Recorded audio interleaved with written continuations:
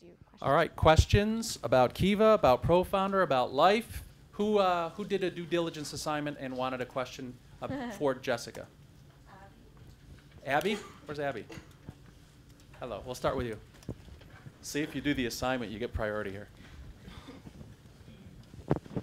Hi.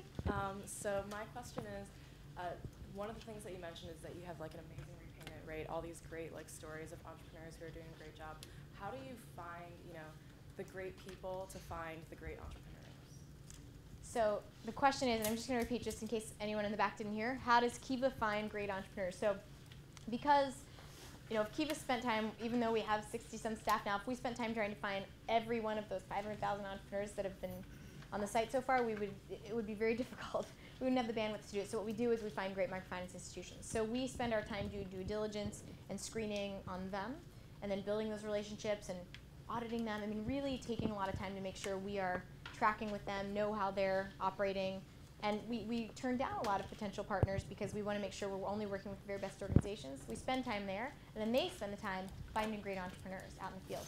And it's better that way. I mean, they know, they're experts in their communities and their regions. They know what the right questions are to ask to find the right recipients of the loan. They know what to do. They have policies in place to handle everything.